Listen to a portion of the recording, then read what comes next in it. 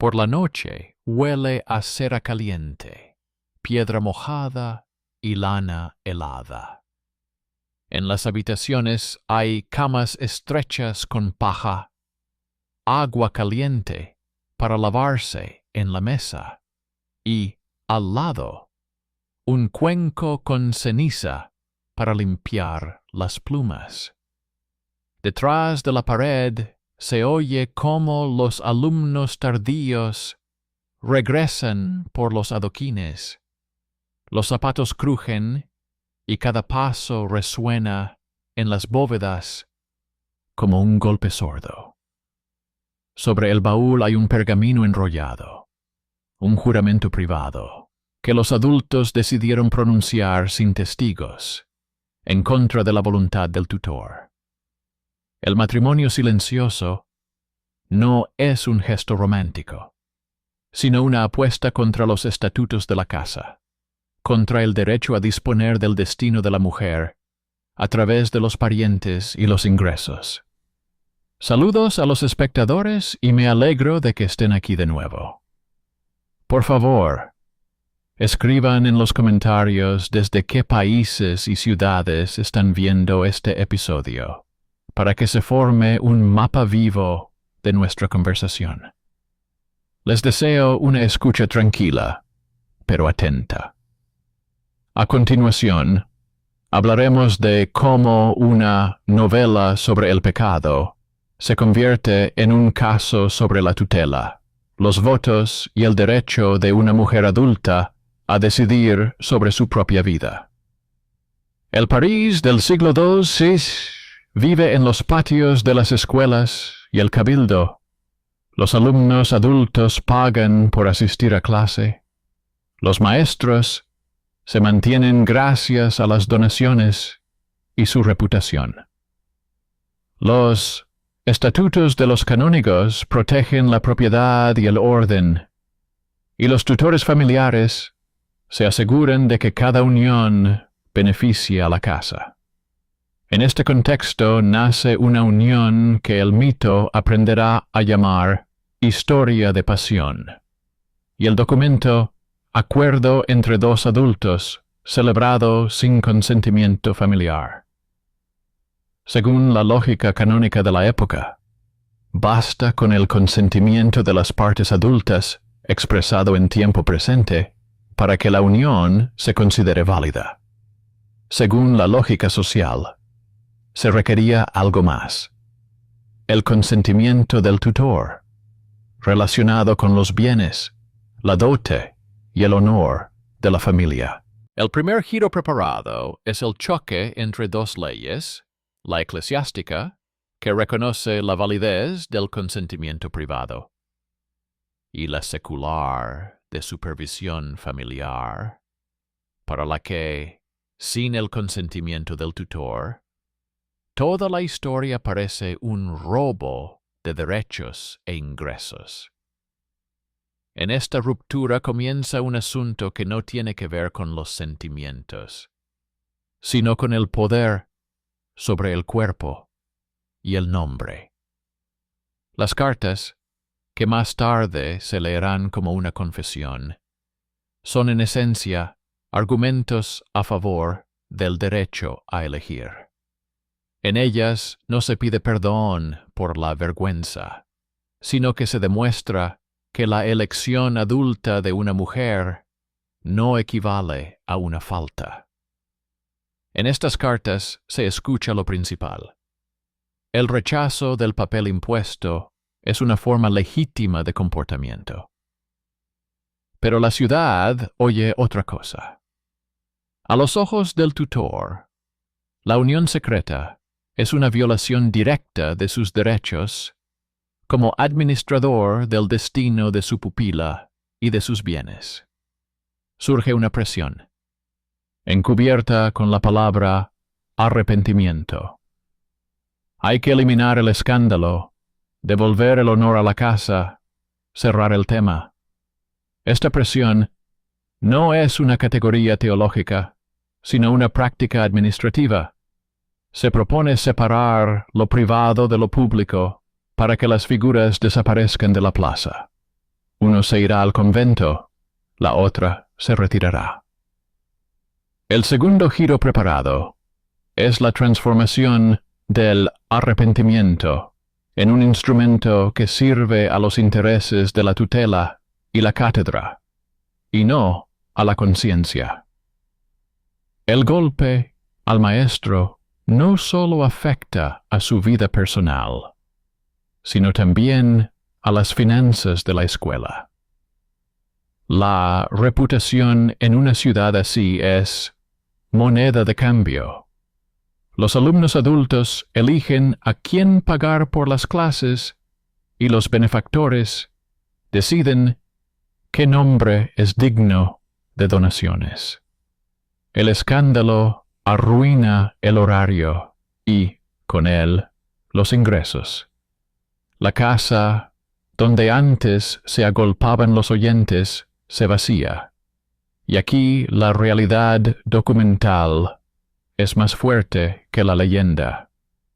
Siempre que hay un escándalo en la plaza, las cuentas se mueven en los registros. El tercer giro preparado es económico. El punto sensible no está en la moral, sino en el bolsillo, y por eso se construye alrededor de la historia una retórica de corrección de costumbres, destinada a devolver el apoyo a la escuela. El mito habla del pecado y el castigo.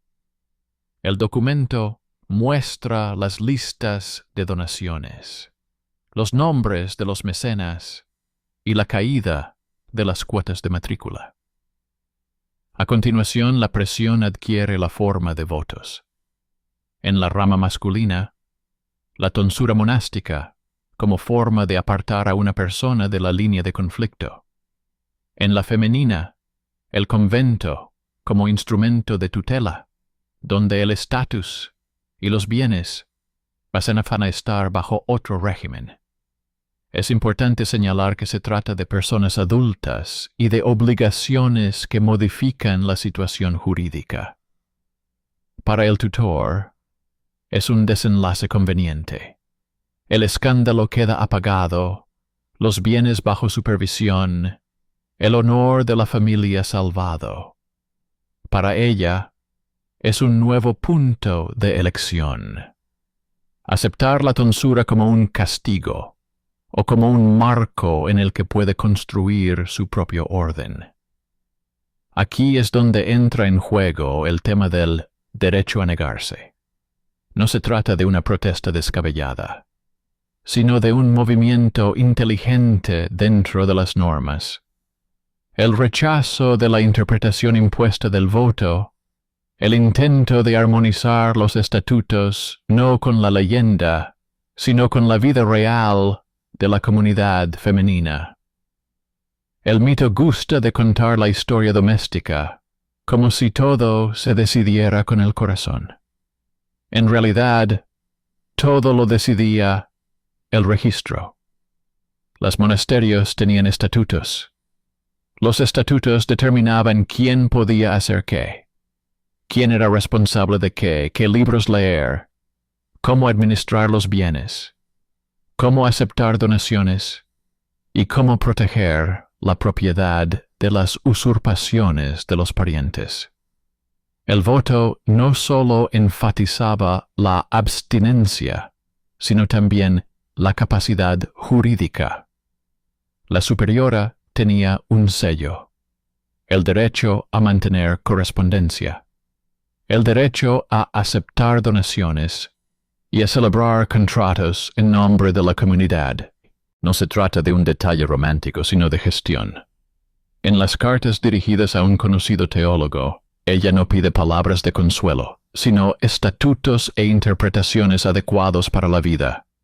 Un horario, un calendario de lecturas, moderación en la comida y el sueño, una estructura de cuidado espiritual, protección contra la interferencia externa. El cuarto giro preparado es el paso de la historia de amor al sujeto jurídico. Una mujer adulta insiste en el derecho a llevar la casa, a disponer de la correspondencia y los estatutos, a responder por las personas y los bienes dentro de la forma reconocida por la Iglesia. La crónica de aquellos años suena sorda y dura. En las casas hace frío, la gente enferma por la humedad. En los monasterios falta leña. Los copistas se borran los dedos con el pergamino. La gente muere de fiebres. Los hombres y mujeres adultos caen, no por cuestiones elevadas, sino por el agotamiento y las heridas sufridas en el camino y en los talleres. En este mundo, el arrepentimiento no es luz, sino orden. El voto no es un camino hacia la leyenda, sino un acuerdo de trabajo y silencio. Y si en la ciudad se habla de vergüenza, en la oficina se habla de sellos y derechos. Los documentos muestran que el derecho a negarse no es un eslogan grandilocuente, sino la capacidad de decir no dentro de lo permisible, no al papel de adornar la trama ajena, sí al papel de administrador de la comunidad, ama de la correspondencia, guardiana del sello. A partir de ahí, la historia continuará sin pausa. Veremos cómo el escándalo afecta a la cátedra y a las finanzas de la escuela, cómo el arrepentimiento se convierte en una presión social con un rumbo predecible, cómo el voto y los estatutos convierten a la mujer en un sujeto jurídico capaz de aceptar la página y no solo de transmitir la leyenda. Compararemos el mito, la novela del pecado, con el documento en el que se enumeran las tierras, las donaciones, los derechos de la priora y las normas de lectura. Veremos cómo las cartas que tanto gusta citar eran, en realidad, notas de servicio sobre la organización de la vida. Analizaremos por qué el matrimonio secreto es válido para el canon por consentimiento, pero para el tutor es un atentado contra el orden. Y paso a paso se verá que el derecho a negarse aquí no es un escándalo, sino un oficio de libertad. No destruir el hogar, sino redistribuir las llaves para que la vida sea posible con todos los estatutos. En las disputas sobre el derecho a la unión secreta, todo se reduce a dos llaves que no giran juntas. Una llave es canónica. El consentimiento de los adultos, expresado aquí y ahora, es suficiente para que la unión se considere válida, y no son necesarios ni una ceremonia llamativa, ni un banquete, ni una larga lista de testigos. La otra llave es cotidiana y patrimonial. El tutor es responsable del honor de la familia, de los futuros contratos, de la dote prometida y de las posibles reclamaciones de los vecinos. Cuando los adultos toman la primera llave y la giran sin la segunda, la casa del tutor lo percibe como un allanamiento. En los rumores urbanos, tal unión suena como una insolencia contra los mayores, y en los registros, como una amenaza al orden habitual de las transmisiones y obligaciones. Para ella, fue una decisión de dos adultos sobre su propia vida. Para él, un intento de mantener su carrera y no arruinar la enseñanza. Para el tutor, un golpe al derecho de disposición. En esta triple línea comienza un largo pasillo de presión. donde se cuelgan en las paredes palabras sobre la vergüenza. Pero lo único que importa es el poder sobre el cuerpo, el nombre y los bienes. Las cartas, que luego se denominarán confesión, en realidad parecen notas consecutivas de una mujer adulta sobre el derecho a elegir. Ella no se recordaba a sí misma la vergüenza. Insistía en la lógica. La unión no debe romper el trabajo del otro, obligar a renunciar a la cátedra, convertir el conocimiento en un trofeo del mercado matrimonial. Su voz se alzaba contra el simple esquema en el que el destino de la mujer es moneda de cambio para las casas de los parientes masculinos. Ella exigía que se la considerara parte del proceso de decisión y no un objeto de tutela. Y cuando la ciudad intentó encubrir la presión con la palabra arrepentimiento, ella respondió con la institución. El voto como su propio orden, los estatutos como su propia medida, la biblioteca y la correspondencia como instrumentos de liderazgo. Si el mito pintaba una escena de novela y castigo, el documento mostraba otra imagen. Los adultos discuten sobre lo que es admisible. El tutor exige satisfacción. La escuela pierde ingresos. Y a continuación, dos votos convierten un escándalo personal en una resolución administrativa. Allí donde el gran público prefiere ver un drama moral, el olor del archivo es seco e indiferente. En los libros parroquiales se señala que la unión fue reconocida canónicamente según la fórmula del consentimiento, pero su secretismo provocó las quejas del tutor. En los registros municipales se registran las dudas de los patrocinadores del magistrado y la caída de las tasas de matrícula. En las casas de los estudiantes se discute si el golpe a la reputación perjudicará la calidad de las clases y si no sería mejor cambiarse de universidad. Los elogios, el respeto, los rumores, todo ello se convierte instantáneamente en economía. Donde ayer se agolpaban los alumnos adultos, hoy hay bancos vacíos y, con ellos, se vacían también las carteras. A continuación aparecen otras anotaciones. ¿Quién, cuándo y dónde tomó los votos? ¿Quién se hizo responsable del traspaso de los bienes al tomar los hábitos? ¿Quién se convirtió en administrador de los ingresos del monasterio? ¿Qué libros se entregaron a la biblioteca? Se da un giro similar al de los asuntos matrimoniales. El arrepentimiento no tiene que ver con la luz interior, sino con una forma segura para la ciudad de eliminar el conflicto de la plaza. Sobre la venganza, cuyos detalles el mito saborea con gusto, solo se puede decir una cosa en nuestra historia. La violencia existía y era una señal social.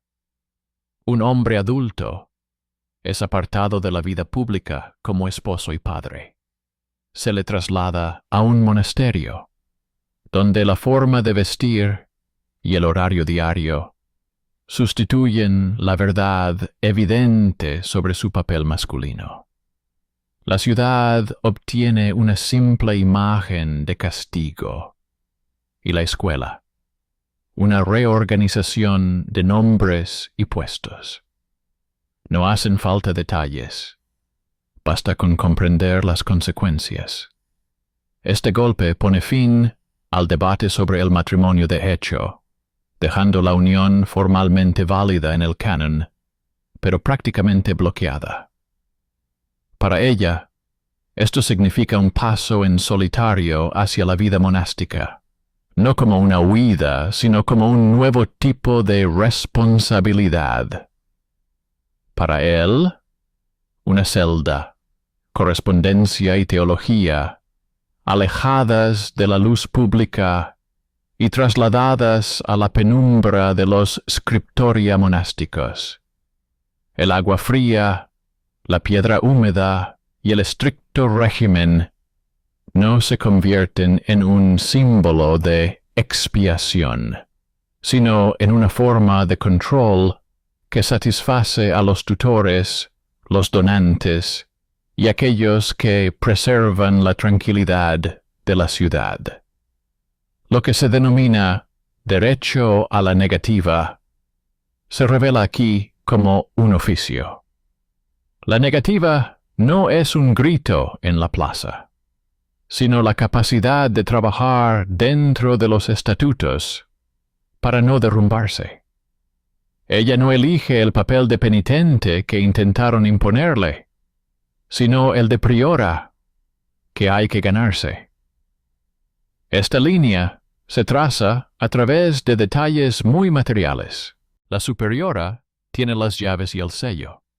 Mantiene correspondencia con quienes pueden enviar libros y tratados para elaborar un programa de lectura. Negocia la leña para el invierno. Distribuye el dinero para las velas y el aceite.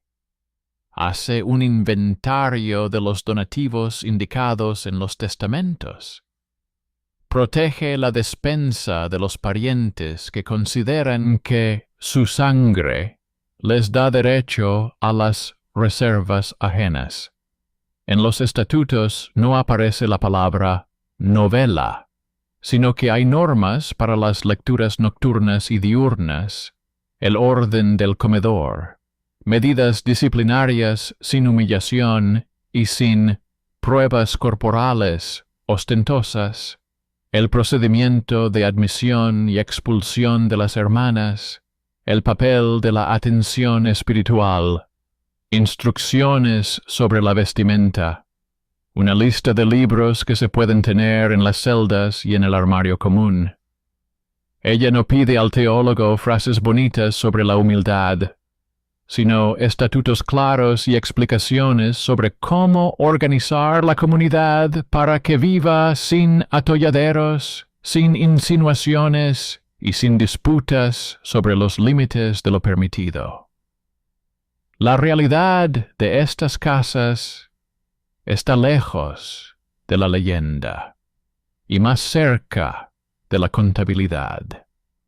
En los duros inviernos, los adultos enferman y mueren, y la superiora decide a quién enviar al médico y a quién dar ropa de abrigo de las reservas. En los años de buena cosecha, hay que guardar el grano para no tener que comprarlo a un precio 3 veces mayor en primavera. En los meses lluviosos, el pergamino se humedece y los copistas secan las hojas sobre braseros, arriesgándose a estropear su trabajo. En los años secos, intentan conservar la tinta mezclándola con cualquier cosa. Los servicios se suceden a lo largo del día. La lectura está marcada. Pero detrás de las líneas hay personas, y estas personas se cansan. En tales condiciones, el arrepentimiento se convierte fácilmente en el lenguaje del supervisor, y la humildad en una cómoda máscara para las decisiones ajenas. Ella hace todo lo posible para que en los estatutos haya más orden y menos arbitrariedad. Prescribe a quién se puede escuchar, con qué frecuencia se deben revisar las decisiones, cómo proteger a las hermanas de la tutela intrusiva de personas externas. Esto es el derecho a negarse, no a la intromisión bajo el pretexto del cuidado, Sí al procedimiento escrito, que es difícil de eludir. Paralelamente, se lleva a cabo un trabajo silencioso con la memoria. Las cartas que se han conservado se leen ortodoxamente como altos ejemplos de amor y dolor, pero al examinarlas más de cerca, están llenas de cuestiones prácticas. Cómo combinar el estudio y la oración para que nadie caiga por agotamiento.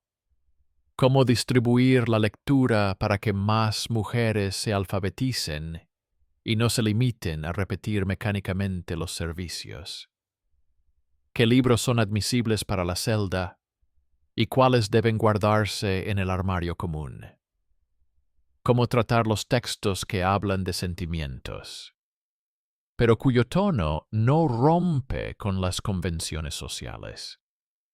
Ella pide instrucciones no porque sea débil, sino porque el poder más sólido es el poder de la normativa.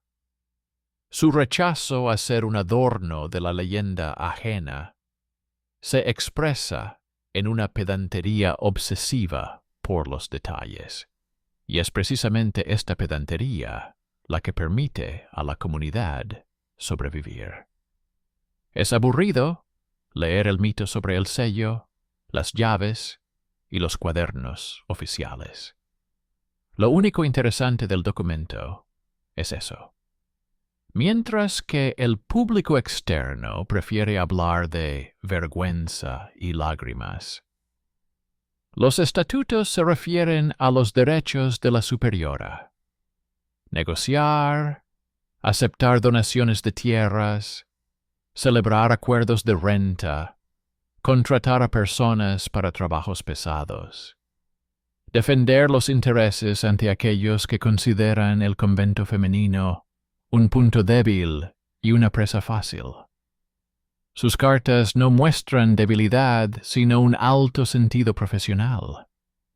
Ella descarta todo lo que destruiría el hogar y solo deja entrar lo que lo fortalece. Si es necesario, discute por escrito con el propio autor de las normas cuando la experiencia práctica de la comunidad no coincide con sus esquemas ideales, y no pide consuelo, sino la revisión de una norma concreta.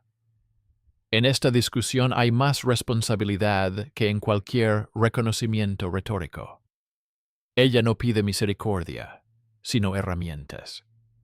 Mientras tanto, la ciudad sigue viviendo como un organismo normal. Las plazas de mercado respiran polvo, las casas estrechas respiran fiebre. Se vierten cubos de agua en las zanjas, donde se deposita el arco iris de la basura. Las carreteras entre los monasterios y el mercado se convierten en un lodazal viscoso cuando llueve. Los funerales se celebran sin cantos, porque no todos tienen voz para cantar en coro, y el frío hace que las voces se vuelvan roncas. En este contexto, las palabras suaves se convierten fácilmente en un garrote. Los tutores prefieren el arrepentimiento, porque elimina los cadáveres de la plaza. Los patrocinadores escolares, porque libera a las cátedras del escándalo. Los cronistas, porque es una moral conveniente. Pero en cuanto abres los estatutos, las cartas, los registros de donaciones y las disputas sobre la tierra, ves que la historia de la pasión es solo una fachada. En el interior hay una larga lucha por el derecho de la mujer adulta a gobernarse a sí misma y a su hogar, a elegir el idioma de su comunidad, a mantener el sello y no solo el velo. Cuando se dice que todo terminó con humildad, eso es solo parcialmente cierto.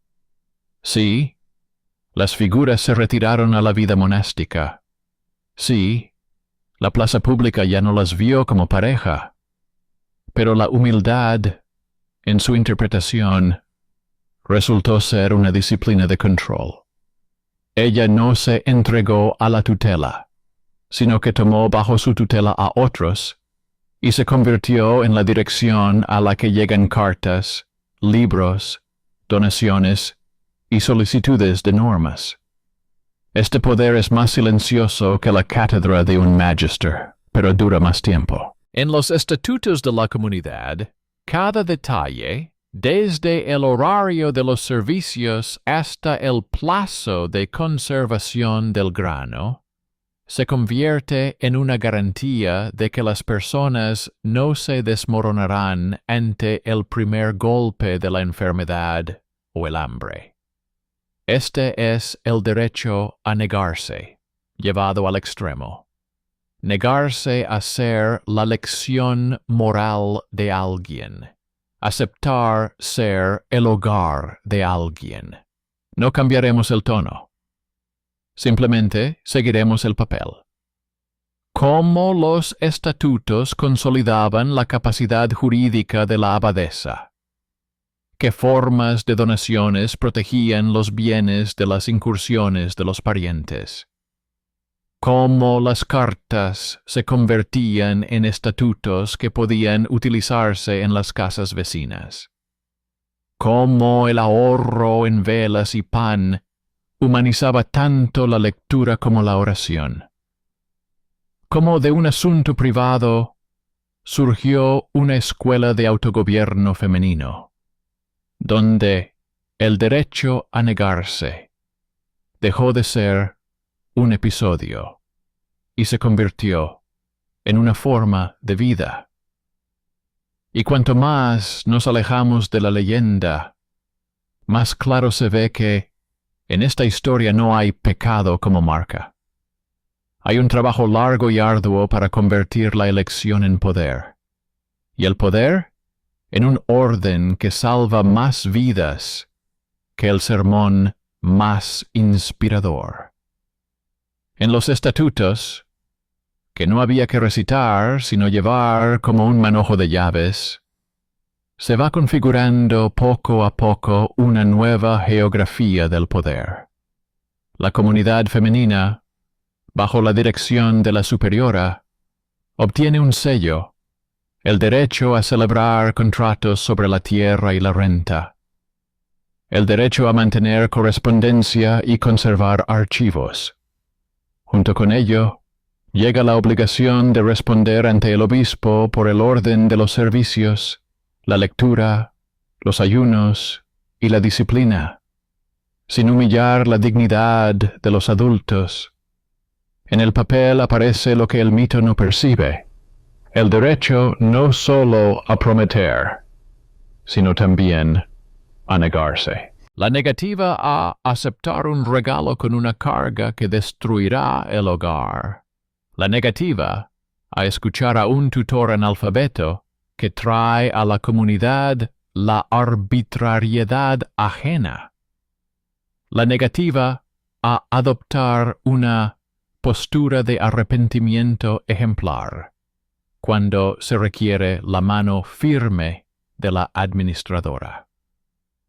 Esta negativa no se lanza a la cara. Se formaliza en líneas del estatuto y en cartas, donde una y otra vez se fijan los límites de lo permisible. Así, el derecho a negarse deja de ser un destello y se convierte en una tecnología de supervivencia.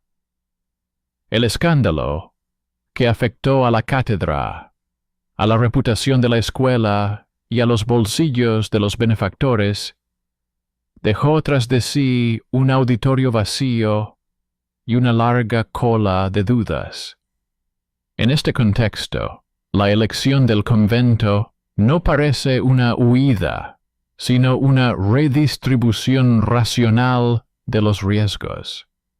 La casa donde las mujeres adultas viven según las normas resulta más segura que la casa donde una mujer figura bajo el nombre y la cartera de otra persona. Los documentos muestran cómo se cortan las colas venenosas de las generosas donaciones. Alguien intenta donar tierra e inmediatamente imponer una supervisión externa. Los estatutos responden con una negativa por escrito. Alguien exige suavemente un lugar para su pariente fuera de turno. Los estatutos anulan tales condiciones. Alguien aporta dinero y solicita servicios especiales con demasiada frecuencia.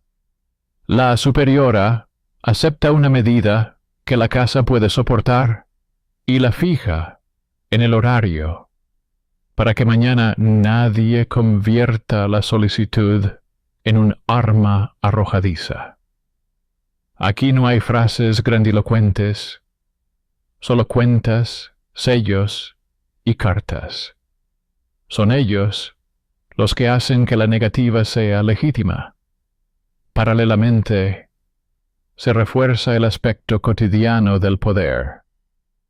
Los inventarios de grano y vino se encuentran junto al horario de lecturas, la lista de ropa de abrigo junto al calendario de confesiones, el inventario de velas junto a la lista de libros permitidos en las celdas. En cada sección se aplica una misma lógica. No se puede permitir que la palabra expulse al cuerpo de la casa. Por eso, las lecturas se distribuyen de manera que los adultos no caigan de cansancio. Las vigilias nocturnas se acortan en los días fríos, cuando el frío golpea el pecho. La correspondencia con los consejeros no se lleva a cabo por orgullo, sino para precisar la medida del ayuno que no perjudica la salud. Las cartas, que más tarde se leerán como experiencias vividas, en realidad están llenas de detalles domésticos y legales. ¿Qué aceite es mejor para la lámpara de invierno? ¿Para que humee menos?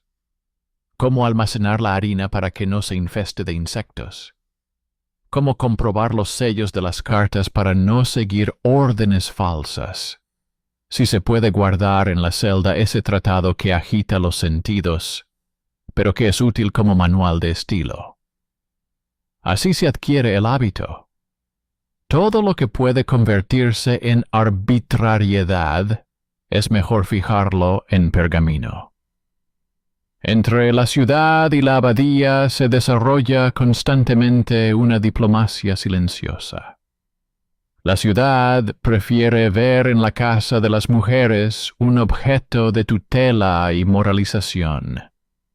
La abadía insiste en su estatus de persona jurídica.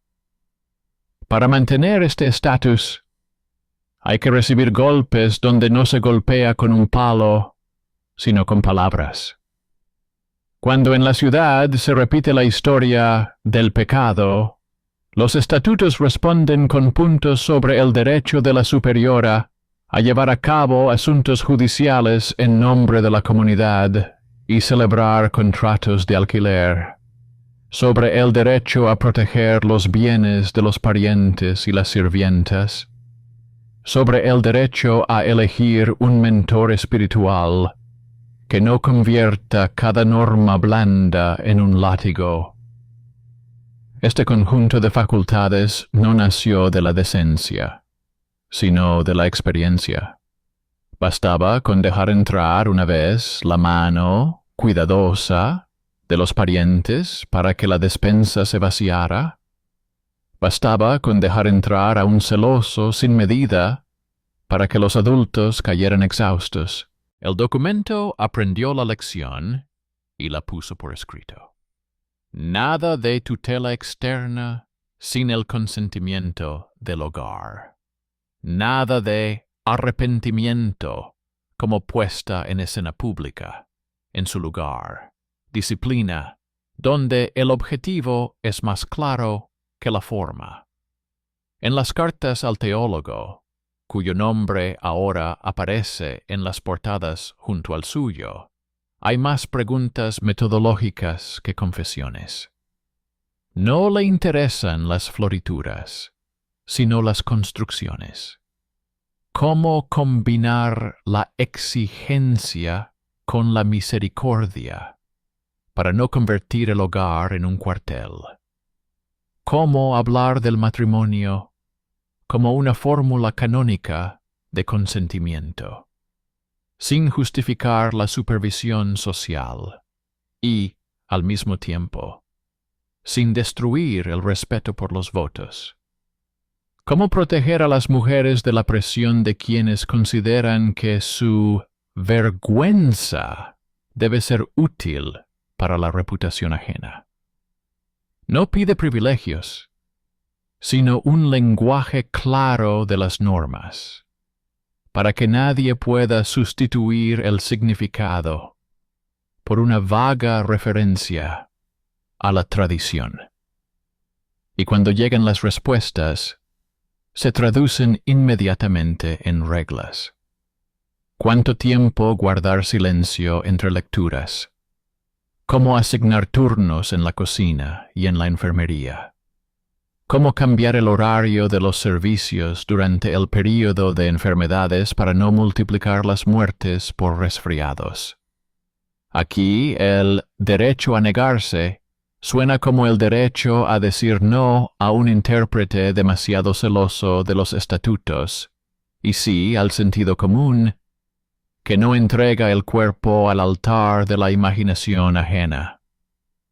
Desde fuera aún llegan ecos lejanos de rumores sobre la vergüenza y el castigo, pero dentro crece otra cosa. Un registro de donaciones y contratos, donde su firma y su sello aparecen junto a los nombres de los donantes y los testigos. Con cada donación, pulida de ganchos ocultos, con cada carta en la que se inscribe la renuncia a la arbitrariedad, con cada intercambio de cartas con quienes ayudan con libros y consejos, se fortalece su poder, que es difícil de doblegar, ni con el látigo, ni con el susurro. A este poder le son ajenos los gestos grandilocuentes. En la casa no se hacen espectáculos de arrepentimiento. No se exhiben ni la enfermedad ni la muerte. Pero en el libro de gastos se ve que han sobrevivido al invierno sin repartir la última harina. En la plantilla se indica que la enfermería dispone de agua caliente y ropa limpia. En el horario, que las vigilias nocturnas se reducen cuando hace frío. No es una leyenda. Es el cuidado como forma de política. La comparación entre el mito y el papel se hace evidente en este momento. El mito conserva la escena de la alianza secreta, el derrumbe, el castigo, la humillación. El papel conserva las pruebas de su capacidad jurídica. Actas en las que acepta tierras, acuerda la renta, nombra a los responsables, cartas en las que discute con el idealista en nombre de la práctica, estatutos en los que se establece la renuncia a las cargas destructivas. El mito quiere pensar que su voz es la voz de la arrepentida. El documento muestra obstinadamente la voz de la líder, a veces suave, a veces dura, siempre atenta a las consecuencias. Su derecho a negarse no es un gesto contra la ley, sino el derecho a elegir la versión de la ley que salva a las personas. Así cambia la geometría de la historia. La novela sobre el pecado se disuelve en el esquema de gestión, y la vergüenza se convierte en una partida contable de gastos de velas, una cantidad que se puede reducir con un calendario adecuado. Entre las líneas de esta crónica permanece el dolor de la vida real. Los adultos mueren de enfermedades, congelación y agotamiento, y ningún estatuto puede evitar su muerte. Pero el estatuto puede eliminar las muertes innecesarias si no se permite que un supervisor celoso convierta la disciplina en tortura. Y eso también es derecho a negarse. Decir no a lo que se autodenomina santidad, pero conduce a camas vacías. En este punto, la historia plantea la pregunta principal. ¿Quién tiene derecho a interpretar la norma para que no mate? La respuesta ya está dada con firmas y sellos. Interpretará quien sea responsable del pan, la calefacción, los libros y las personas, y no quien se enorgullezca de una fórmula grandilocuente. Así, en manos de la mujer, no solo cae el velo, sino también las llaves, y éstas no suenan como un trofeo, sino como un instrumento. Más adelante, siguiendo el mismo ritmo, se puede rastrear otra capa, las conexiones del convento con otras casas. Las cartas circulan no solo verticalmente, sino también horizontalmente, de comunidad en comunidad, de superiora en superiora. Unas comparten el orden de las lecturas, otras, proveedores de leña y aceite de confianza. Algunas envían estatutos consolidados, en los que ya figura un punto sobre el derecho de la casa a rechazar donaciones con condiciones onerosas. Otras solicitan una copia del horario, en el que se establece la medida del ayuno sin perjudicar la salud de los adultos. Este intercambio convierte su casa en un nodo de la red y su nombre en una dirección a la que acudir en busca de la norma. Así se forma una escuela, no de novelas, sino de gestión. En esta escuela, el rechazo es una asignatura obligatoria, no ser un objeto en la trama ajena, no ser un simple adorno del arrepentimiento ajeno, no ser un pretexto para el triunfo profesional de alguien.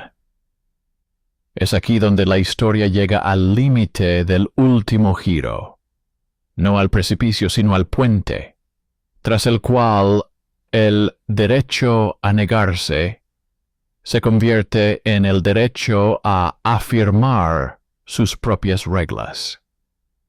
No es la negación por la negación, sino la afirmación por la vida. Establecer quién puede entrar en la casa y en qué condiciones. Cómo la casa distribuye las voces y las responsabilidades. ¿Dónde está la línea divisoria entre el cuidado y la tutela? ¿Cómo proteger la biblioteca del cuidado de aquellos que quieren llevarse los libros en nombre de la reputación ajena? El silencio aquí no es cobardía, sino disciplina. No repetir mitos hasta que se compruebe el papel. No avivar conflictos hasta que se cierren los almacenes para evitar abusos. No mostrar humildad hasta que estén protegidos el hospital, la cocina, el scriptorium y el corazón de la casa. El orden que da vida a las personas. Este es el lugar donde la historia de la pasión se convierte definitivamente en un documento sobre la gestión y donde la negativa deja de ser un capricho y se convierte en un derecho reconocido y legalizado. Es precisamente de esta red horizontal de donde surge el efecto más silencioso, pero decisivo. La casa se afirma no como un lugar de humildad, sino como sujeto de correspondencia y derecho. Las cartas no solo se envían para pedir consejo, sino también como notificaciones sobre contratos celebrados, aceptación de donaciones, límites controvertidos de parcelas y tutela de mujeres adultas que han llegado a la comunidad sin el apoyo de sus familiares. Donde antes hablaban en nombre de las mujeres sus tutores, ahora aparece la firma de la superiora y la huella de su sello en la cera. Esta huella cambia la trayectoria de las intenciones ajenas. Los familiares dejan de contar con un fácil acceso a las reservas bajo el pretexto de la supervisión familiar. Los proveedores se acostumbran a que el retraso en las entregas de aceite y leña no se traduce en súplicas, sino en reclamaciones por escrito.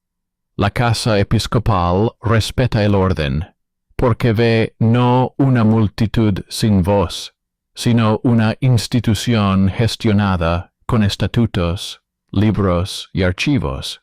En la memoria de la ciudad esto parece aburrido, pero precisamente el aburrimiento es una forma de seguridad. Cuanta más papelea, menos espacio hay para la arbitrariedad ajena, que se esconde tras palabras como decoro y vergüenza. El siguiente paso es consolidar el vínculo entre la casa y el nombre que el mito siempre pone junto al suyo. El escándalo externo se disolvió hace tiempo en la rutina monástica, pero las secuelas legales se prolongan durante años. Es necesario aclarar quién es responsable de la biblioteca y de las cartas que dejó el maestro. ¿Quién tiene derecho a conservar sus escritos? ¿Y quién a disponer de su copia? ¿Cómo formalizar la transferencia de parte de los manuscritos para que no se conviertan en presa de los cazadores de fama y no se disuelvan en colecciones privadas? Ella no actúa como guardiana de la memoria, sino como administradora. Solicita la confirmación de los derechos, fija las condiciones de conservación y exige que los libros no sirvan a la vanidad ajena, sino al programa educativo. Donde el mito pinta el dolor, el documento muestra un inventario, y este inventario no protege el pasado, sino el futuro de la educación de las mujeres adultas. Así, el derecho a negarse se convierte en el derecho a decir no a cualquier uso del nombre que convierta la casa en un decorado de una leyenda ajena. En este contexto, cobra importancia lo que normalmente se omite en las historias sobre los sentimientos sagrados, la organización del año. El calendario de lecturas se combina con el trabajo de la enfermería y la cocina para que no haya horas vacías en las que la gente pase frío y enferme. Los turnos nocturnos se acortan en los periodos de frío para que los adultos no se desmayen por agotamiento. La correspondencia se divide en tramos con descansos obligatorios para que no aparezcan úlceras en los dedos por los cuchillos y las plumas. Los ayunos se coordinan con los suministros reales para que el celo no se convierta en una excusa para ahorrar en pan. A nivel de palabras, esto se llama sensatez. A nivel de cuerpos, es una reducción de la mortalidad. En las cartas a las casas aliadas, ella describe estas medidas sin romanticismo, como un mecánico describe el mantenimiento de una máquina. Limpiar, lubricar, cambiar a tiempo. El estatuto, aplicado de esta manera, deja de ser un garrote y se convierte en una herramienta, pero cualquiera que intente convertirlo en un garrote se topa con las líneas en las que se ha escrito de antemano cuánto se puede exigir y qué pasará si la exigencia destruye la vida. El sistema deja de depender de los caprichos del celoso y comienza a depender de los procedimientos a los que está obligado a someterse. Pero ni siquiera el estatuto más preciso puede eliminar el mundo exterior. Los años turbulentos traen nuevas amenazas. Los robos se multiplican en las carreteras. Las autoridades municipales discuten sobre los aranceles. En la casa episcopal se suceden personas con distintos grados de celo, y en las ferias proliferan los escribas dispuestos a comerciar con cartas ajenas. Cada cambio de este tipo pone a prueba la solidez de la casa. En respuesta, se adoptan medidas adicionales. En los contratos con los carreteros se añade una cláusula sobre la protección armada de los manuscritos durante el transporte. En los actos de recepción de donaciones se consagra la biblioteca y el almacén con la palabra inalienable.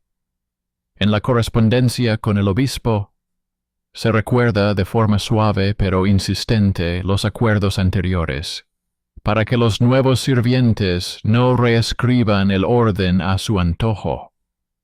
En el tribunal municipal se formaliza una fianza en caso de disputa sobre los límites del jardín o las reservas de leña. Todo esto no es heroísmo sino técnica. Sin embargo, en esta técnica se ve cómo funciona el derecho a negarse en el exterior. Negarse a obedecer al nuevo clérigo si exige infringir las normas previamente establecidas. Negarse a realizar viajes peligrosos sin escolta. Negarse a dar el consentimiento verbal sin carta y sello. El examen más doloroso lo pasa el sistema en el momento en que se va aquel cuyo nombre era sinónimo de desafío. La muerte de un hombre adulto no borra sus huellas. Quedan manuscritos, deudas, promesas, detractores, admiradores, personas que desean disponer de sus restos y de su memoria. En la leyenda, este lugar siempre se dibuja con sentimientos. En el documento, con rutas, permisos, firmas, seguridad en la carretera y un acuerdo sobre el lugar de entierro. Ella tiene que negociar para que el cuerpo sea enterrado donde la casa pueda garantizar el orden y la memoria. Tiene que responder a las cartas de aquellos que quieren convertir el funeral en un sermón o en un juicio. Tiene que pensar en cómo evitar que el mercado de la fama destruya su casa. Actúa como lo ha hecho toda su vida. Recopila las solicitudes en un inventario. Separa los permisos necesarios de las opiniones interminables. Pide acompañamiento para el viaje. Paga el trabajo de las personas. Y exige silencio allí donde el silencio no es una pose, sino una forma de respeto. Es aburrido, como siempre, pero en realidad es la única manera de evitar que la leyenda se coma la casa. Luego vienen años en los que no ocurre nada interesante, y esos años son el resultado. Los estatutos se hojean sin prisa, los libros de contabilidad se llevan con letra uniforme, en la biblioteca se añaden silenciosamente los folios. En la enfermería se cambia el agua. En el jardín se secan las hierbas. En el almacén se revisan las trampas para ratones. En las celdas arde la luz uniforme de las lámparas. En la pared cuelga un manojo de llaves. Detrás de esta apariencia se esconde una defensa continua contra aquellos que aman revivir viejas historias. Los parientes meticulosos intentan una y otra vez entrar por caminos indirectos y llegar al almacén. Los moralistas celosos intentan cada pocos años endurecer la disciplina hasta provocar desmayos y neumonías. Los libreros recuerdan de vez en cuando las cartas y buscan una rendija en el archivo. La casa tiene una respuesta para cada uno de estos ataques. No es una respuesta ruidosa, sino escrita. No es una respuesta moralizante, sino jurídica. El rechazo como forma de cuidado, el rechazo como forma de responsabilidad. El arte del rechazo no es destrucción, sino fortalecimiento. Si se comparan las dos versiones de esta historia, la diferencia es evidente. En una, se trata de una novela sobre el pecado, el castigo y la humildad, donde la mujer es el motivo del drama ajeno. En la otra, se trata de una larga crónica del crecimiento de la institución, donde la mujer es la administradora con derecho a voto, a publicar y a rechazar. En la primera versión, todos los acontecimientos tienden hacia la escena y la moral. En la segunda, hacia las líneas y las firmas que salvan vidas. El mito exige lágrimas y catarsis. El documento exige pan, leña, estatutos y una biblioteca. El mito pregunta por el sentimiento, el documento por la responsabilidad.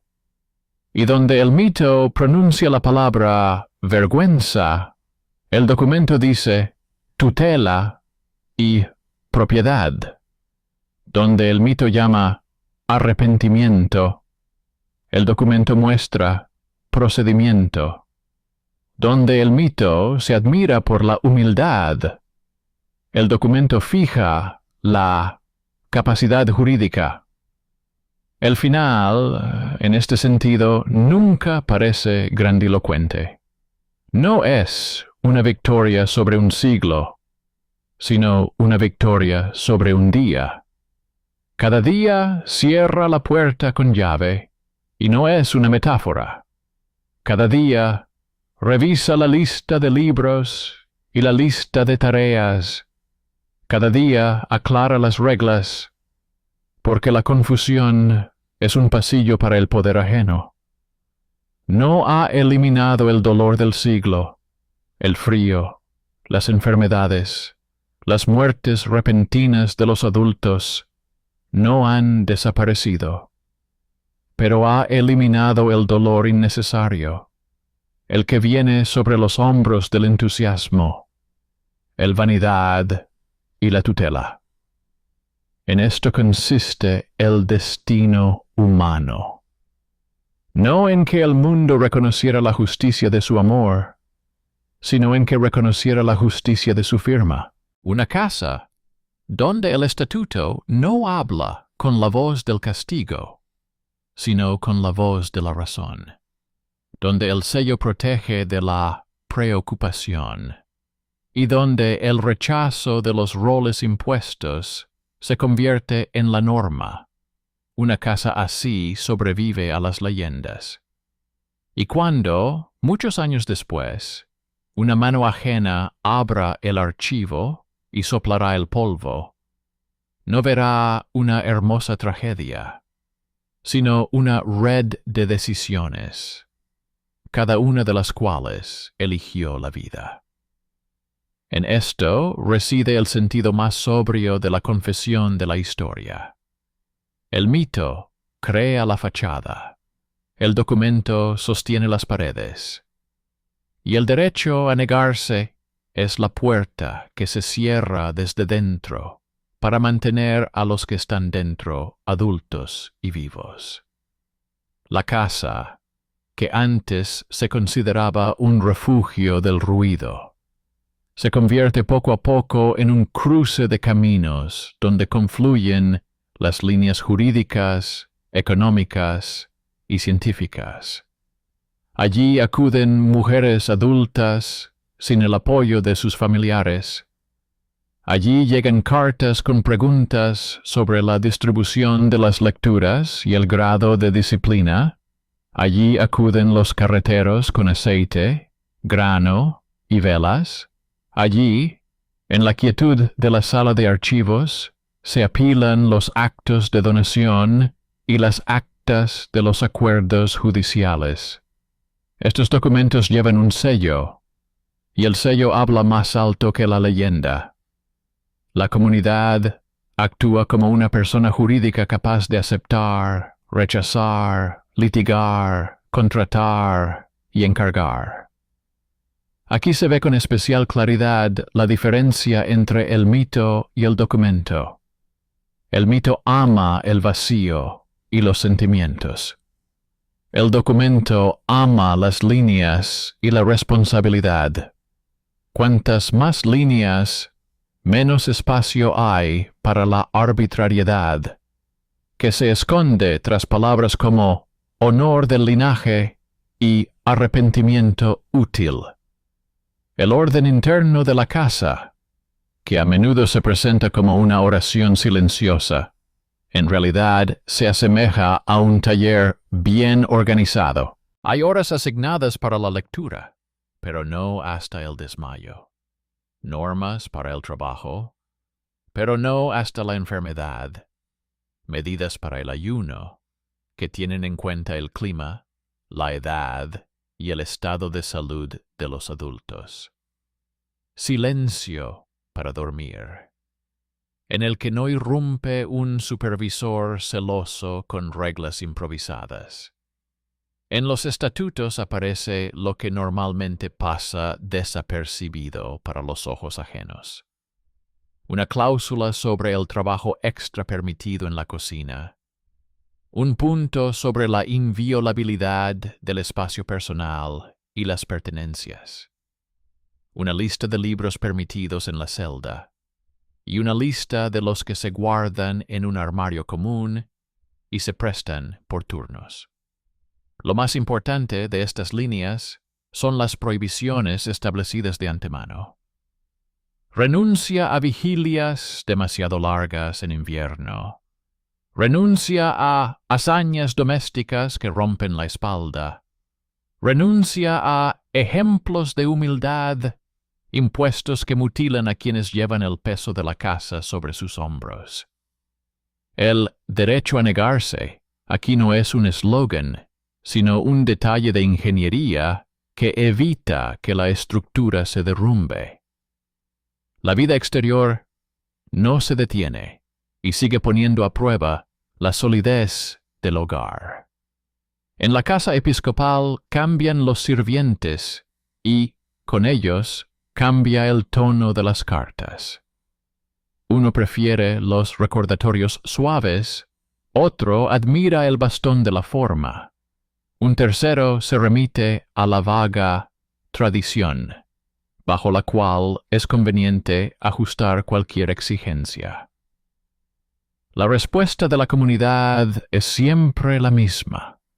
Un saludo, una referencia a las normas previamente aprobadas, un rechazo cortés pero firme de todo lo que no esté acordado en los estatutos, una propuesta para discutir la medida con la vida real de la comunidad, y no con la imaginación de un celoso. En el tribunal municipal surge una disputa sobre la franja de tierra que rodea el jardín.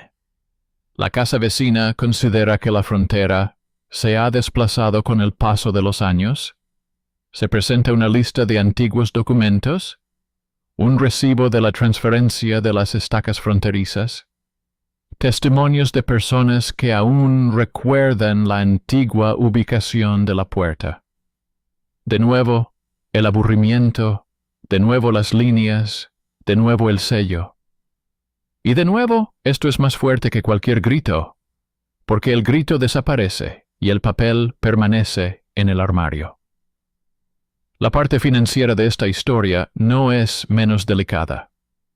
En el papel se ven fuentes pequeñas pero importantes: rentas de parcelas vecinas, donaciones estacionales para velas, raras donaciones importantes, a las que se añaden necesariamente condiciones peligrosas. Cualquier generosidad se comprueba en busca de trampas ocultas. Si el donante quiere un lugar en la casa sin hacer cola para su pariente, los estatutos responden con un punto sobre el orden de admisión. Si se ofrece tierra con derecho a visita y supervisión por parte de la familia, la comunidad se niega cortésmente, porque tal condición convierte el don en un motivo de presión diaria. Si quieren comprar el recuerdo con servicios demasiado frecuentes, el reglamento establece una medida que evita que la casa se derrumbe. El derecho a rechazar aquí es el derecho a decir no incluso a una promesa generosa, si ésta destruye el orden.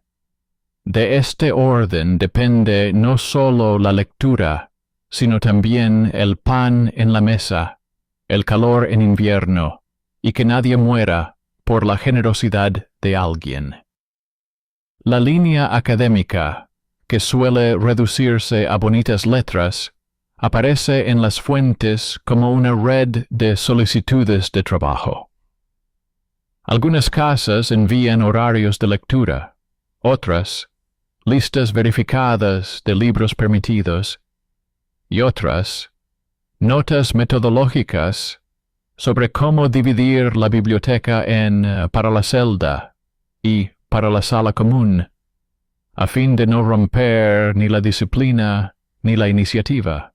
En estos intercambios no hay alto reconocimiento ni humillación, sino cooperación entre adultos que han asumido su responsabilidad. No se centra en los sentimientos ni en la escena, sino en el programa. El programa es una protección contra los imprevistos y los arrebatos de celo de alguien. Si llega un nuevo tratado que agita el estilo, pero puede destruir la medida, va al armario común, no a las celdas. Si un nuevo consejero se entusiasma con la pedagogía del miedo, sus medidas se comparan con las fuerzas reales de la casa y se descarta por escrito lo superfluo. Contra cada así lo grita la conciencia, se opone así lo dice el estatuto, y esta voz es más suave, pero más estable. Las casas masculinas vecinas también participan en el intercambio. Para el espectador externo, esto parece una correspondencia sobre lo elevado, pero en realidad es una auditoría constante.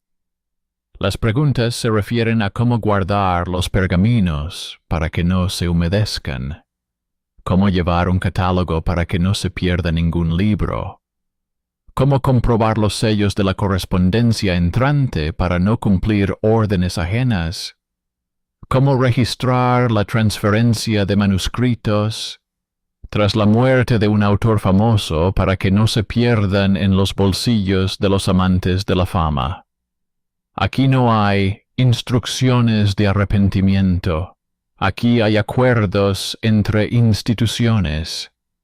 La casa es femenina, pero la voz es jurídica. Para la memoria de la ciudad, esto suena inusual. Pero así es como cambia el orden. Allí donde se acostumbraba ver a las mujeres como objeto de instrucción, ahora actúan como destinatarias, como sello, como firma. Lo más útil aquí resulta ser el lenguaje seco de las negativas. La negativa a conceder audiencias privadas sin motivo, porque se convierten en un canal de presión. La negativa a dar órdenes verbales, porque la memoria es una caja fuerte débil.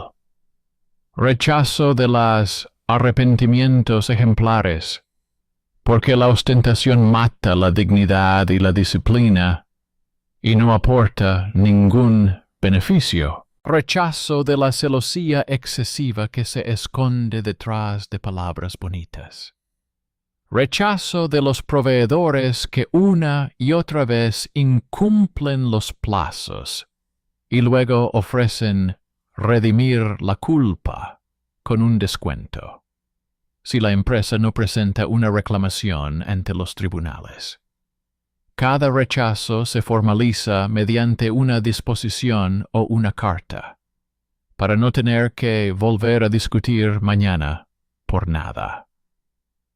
Los rechazos no hacen que la empresa sea dura, sino predecible. Y en ese ritmo predecible desaparece el miedo, del que se alimenta la tutela. En las cintas de los archivos quedan huellas más graves del paso del tiempo. Las enfermedades llegan en oleadas, a veces mueren varios adultos a la vez, y entonces se cambia el ritmo de los servicios y las lecturas para no agotar a los supervivientes. En invierno no se ahorra en oraciones, sino en frío. Se reducen las vigilias nocturnas, se mantiene agua caliente en la cocina, en la enfermería se comprueba que los lechos tengan paja seca. En verano, cuando hace calor, no se vigila el decaimiento del entusiasmo, sino la sombra. ¿Quién y dónde trabaja? Para que la insolación no sea el precio a pagar por el celo. En otoño, secan hierbas y revisan libros. La humedad actúa rápido, la tinta se enmohece, el pergamino se deforma, y eso también es una tarea de gestión. El estatuto no se convierte en una cadena, sino en una correa de transmisión. Transmite la fuerza, pero no rompe el eje. Paralelamente, los mitos siguen vivos en la ciudad. Recuerdan a la gente que alguna vez hubo amor, castigo y humildad. Y eso es un cómodo argumento para quienes aman moralizar. Pero en cada registro de donaciones, en cada inventario de existencias, en cada carta de rechazo por temperatura demasiado baja y servicios demasiado largos, hay otra combinación: tutela, propiedad, capacidad jurídica. La casa acoge a los adultos y se hace responsable de ellos. La casa dice no y explica por qué. La casa vive mucho tiempo no porque haya renunciado al dolor, sino porque ha renunciado al dolor innecesario. En esta transparencia desaparece el terreno para los espectáculos educativos. Cuantos menos espectáculos, más vidas. Cuando el ruido exterior se abre paso, un nuevo intento de poner la casa en su sitio, un nuevo funcionario que ama el orden por el orden, un nuevo pariente que cree que la comunidad tiene la obligación de corregir la reputación de alguien. La comunidad tiene la misma respuesta: mostrar el pergamino, mostrar las firmas y los testigos, mostrar donde dice sí el estatuto, donde no y donde se puede bajo tales y tales condiciones.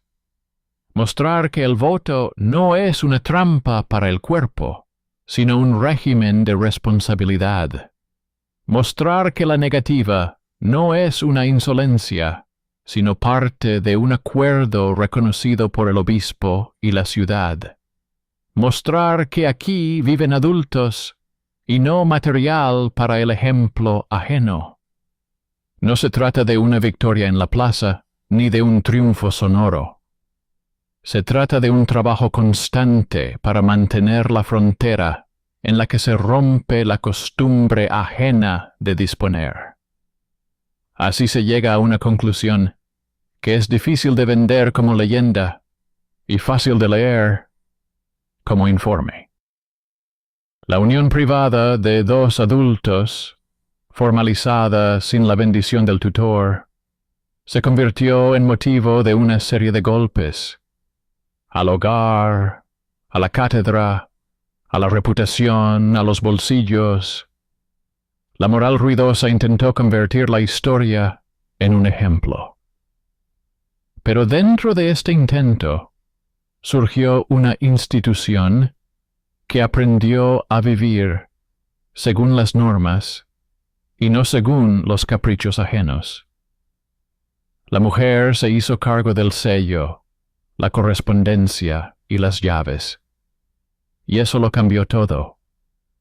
Su derecho a negarse se convirtió en una forma de poder que respetan incluso aquellos que prefieren contar el viejo cuento. En este poder no hay gritos ni escenas. En cambio, hay leña para el invierno, libros en las estanterías, agua en la enfermería, luz en las celdas, un horario que cuida y un archivo que no miente. Y cuando, dentro de muchos años, alguien vuelva a intentar reconstruir esta historia con los cómodos ladrillos del vergüenza y la expiación, tendrá que atravesar la sala de los pergaminos. Allí reina el silencio. Huele a polvo y a hierro de los sellos.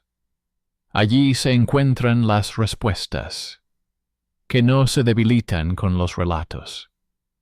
Allí se ve que el derecho a negarse no es un acto de desesperación, sino una rutina, y que precisamente la rutina ha salvado a más personas que cualquier magnífica confesión. Allí queda claro por qué el mito retrocede ante el papel. Porque el papel sabe mantener la casa, y la casa sabe mantener la vida. Y porque por la palabra no, dicha con calma y registrada debidamente, no hay que pagar con la sangre ajena, sino solo con el propio trabajo. Esta es la victoria adulta que permanece cuando todas las leyendas se desvanecen. El derecho de la mujer a determinar su vida no como una excepción, sino como el orden debido, certificado con un sello y mantenido a lo largo de los años.